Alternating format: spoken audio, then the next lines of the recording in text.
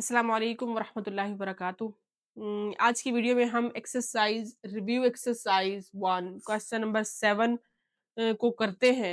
देखें question number 7 में क्या है। Simplify the following. हमने सिंप्लीफिकेशन करनी है इन क्वेश्चंस की। क्वेश्चन नंबर 7 में 3 पार्ट्स है। सबसे पहले फर्स्ट पार्ट सॉल्व करते हैं। आइए जी बिस्मिल्लाह करते हैं। बिस्मिल्लाहिर्रहमानिर्रहीम। हमारे पास देखिए, हमारे पास जो क्वेश्चन है वो रेडिकल फॉर्म में है। मैं सबसे पहले रेडिकल फॉर्म को कन्वर्ट करती हूँ एक्सपोनेंशियल फॉर्म में। ये मैंने एज इट इज लिखा। First step y35 over z20 और ये हमारे पास आ गया 5।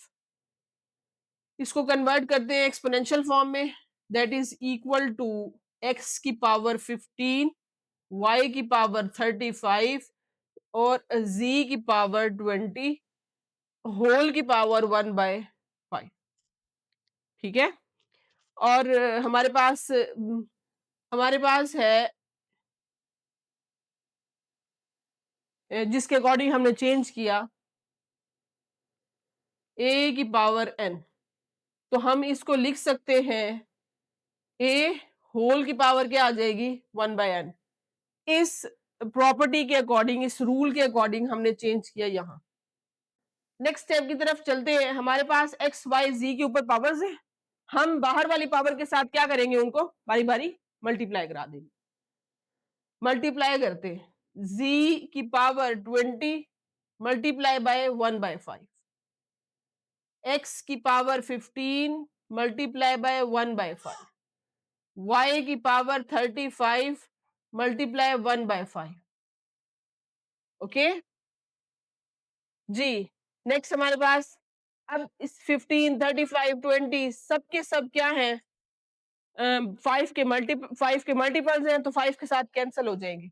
5 3s are 15, 5 7s are 35, 5 4s are क्या आ जाएगा 20। x की पावर 3, y की पावर 7, z की power 4। That is the answer.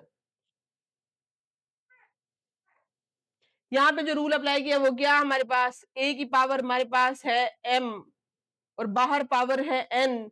तो दोनों को हमने क्या किया, पावर्स को आपस में मल्टीप्लाई कर दिया। तो यहाँ पर जो रूल अप्लाई हुआ वो मैंने यहाँ लिख दिया। सेकेंड पार्ट की तरफ आते हैं। सेकेंड पार्ट में भी हमारे पास रेडिकल फॉर्म है। रेडिकल फॉर्म को हम कन्वर्ट करते हैं एक्सपोनेंशियल फॉर्म में। एक्सपोनेंशियल फॉर्म में कन्वर्ट करते हैं, यही हमारा पहला स्टेप होगा जी। हमारे पास है एज इट इज, हम लिखते हैं 27 होल की पावर 2x और ये पावर आ गई हमारे पास 3। दैट इज इक्वल टू 27 की पावर 2x होल की पावर कितनी है, क्या आ जाएगी 1/3।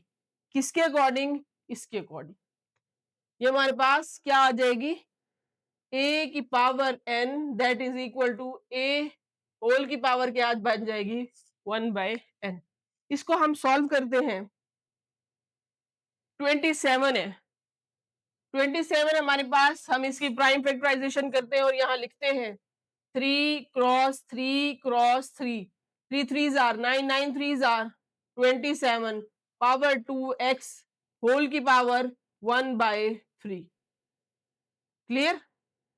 अब जरा देखिए, ये 2x है और ये 1/3 है। इन दोनों पावर्स को आपस में मल्टीप्लाई करते हैं और जिस रूल से सॉल्व करते हैं वो भी इधर लिखेंगे। 3 की पावर 3 फैक्टर्स बन रहे हैं ना, तो 3 जितने टाइम्स मल्टीप्लाई हुआ हमने उतना लिख दिया। ये हमारे पास आ गया 2x ओवर। अब जरा देखिए, हमारे पास है फॉर एग्जांपल a है, इसकी पावर हमारे पास है एक n और होल की पावर हमारे m लिख लेते। a की पावर m है, होल की पावर 1/n है, तो हमारे पास ये क्या हो जाएगा, a की पावर न्यूमिनेटर के साथ ही मल्टीप्लाई होगा ना, जो भी यहाँ पावर होगी वो न्यूमिनेटर के साथ मल्टीप्लाई होगी। तो हमारे पास आ जाएगा m1 के साथ मल्टीप्लाई हुआ m ओवर n। यही काम हमने यहाँ किया, 2x ओवर 3। ठीक हो गया। और ये हमने फैक्टर्स लिख दिए। अब इसके अकॉर्डिंग, इस रूल के अकॉर्डिंग हम क्या करेंगे, आपस में इनको मल्टीप्लाई करा देंगे। 3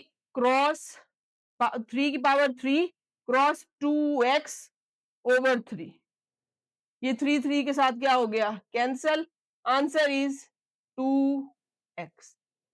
अब देखिए x हमें नहीं पता क्या है, तो एज इट इज हम यही छोड़ देंगे। अगर यहाँ x ना होता तो हम 3 का स्क्वायर ले लेते, तो ये हमारे पास क्या आ गया हुआ है, आंसर। और जो यहां हमने अप्लाई की वो भी हम यहां लिख देते हैं, a की power m n is equal to a की पावर m n। ठीक हो गया। अब चलते हैं थर्ड पार्ट की तरफ। नेक्स्ट पार्ट हमारे पास है थर्ड पार्ट। थर्ड पार्ट को देखते हैं, उसके बाद इसके ऊपर बात करेंगे, उसके बाद हम सोल्यूशन की तरफ आएंगे। देखिए थर्ड पार्ट में हमारे पास न्यूमिनेटर में क्या हो रहा है, न्यूमिनेटर में हमारे पास 6 है और 3 की पावर है n+2, और कुछ भी नहीं है, बस इतना। n+2 पावर्स को देखेंगे जरा, n+2 आ गया, नीचे हमारे पास है n+1, n के साथ एक पावर है, इधर n के साथ 2 पावर है, इधर जस्ट 3 की पावर n है। तो बेसिकली हम क्या करेंगे, ऊपर से भी 3n कॉमन निकल सकते हैं, क्योंकि दो नंबर जस्ट मल्टीप्लाई हो रहे हैं। यहां हमारे पास 2 टर्म्स है, दरमियान में प्लस या माइनस हो तो जो टर्म्स होती हैं वो सेपरेट हो जाती हैं। तो यहां पर भी हमारे पास क्या है, 3 की पावर n है। तो थोड़ा सा माइंड में स्केच बनना चाहिए, वो ऐसे है कि अगर 3 की पावर n हम ऊपर से भी कॉमन निकाल ले और नीचे से भी कॉमन निकाल ले तो वो क्या हो जाएगा, कैंसिल आउट हो जाएगा। तो यही काम हम करेंगे। हमारे पास है 6, मैं पावर्स को तोड़ूंगी बस, आप इसको फर्स्ट स्टेप लिख लें एज इट इज, 3 की पावर n+2, 3 की पावर n+1 माइनस 3 की power n, that is equal to, हाँ जी इसको मैं, इसकी पावर्स को मैं ब्रेक करूंगी कैसे, 6 इंटू 3 की पावर n, क्रॉस लगाती हूँ, 3 की पावर n, 6 में क्या हो रहा था, मल्टीप्लाई हो रहा था ना, तो 6 क्रॉस 3 की पावर n, और हमारे पास क्या है, क्रॉस 3 की पावर 2। बात समझ में आई कि जब मल्टीप्लीकेशन में पावर ऐड हो सकती है तो हम उनको बेस के साथ, सेपरेट बेस के साथ सेपरेट भी कर सकते हैं। क्लियर हो गई बात, ओवर 3 की पावर n क्रॉस 3 की पावर 1 माइनस 3 की पावर n। ठीक हो गया।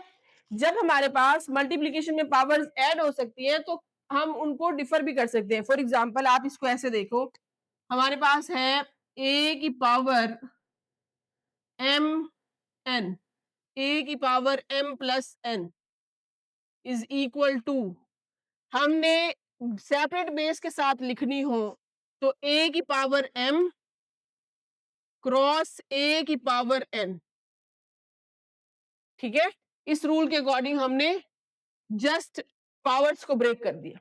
अब क्या करेंगे, 3n नीचे से कॉमन निकालते हैं, दैट इज इक्वल टू, आप चाहे तो 3 की पावर n को एज इट इज लिख सकते हैं न्यूमरेटर में, नहीं तो आप इसको स्टार्ट में भी लिख सकते हैं, इससे कोई फर्क नहीं पड़ता, ये नंबर्स आपस में मल्टीप्लाई हो रहे हैं, प्लस माइनस नहीं हो रहे। तो हमारे पास आ जाते हैं 6 क्रॉस 3 की पावर n क्रॉस 3 की पावर 2,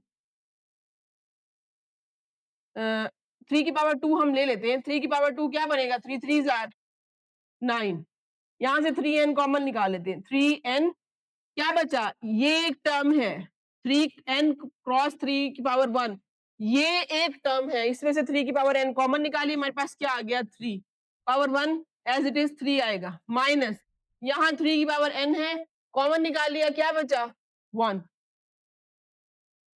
ठीक हो गया।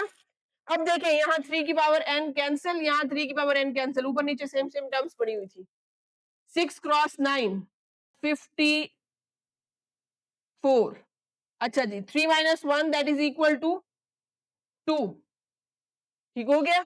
अब इसको कैंसिल आउट कर दें, 2 के टेबल में, ये इवन नंबर है, 2 के टेबल में कैंसिल आउट हो जाएगा, 2 2 जार 4, एक इधर चला गया, 2 7 जार 14, नीचे क्या बचा 1, that is equal to 27। 27 is the answer. आप ऐसे कट कर सकते हैं, ओके। ठीक, तो यहाँ हमारा एक्सरसाइज रिव्यू एक्सरसाइज का क्वेश्चन नंबर 7 कंप्लीट।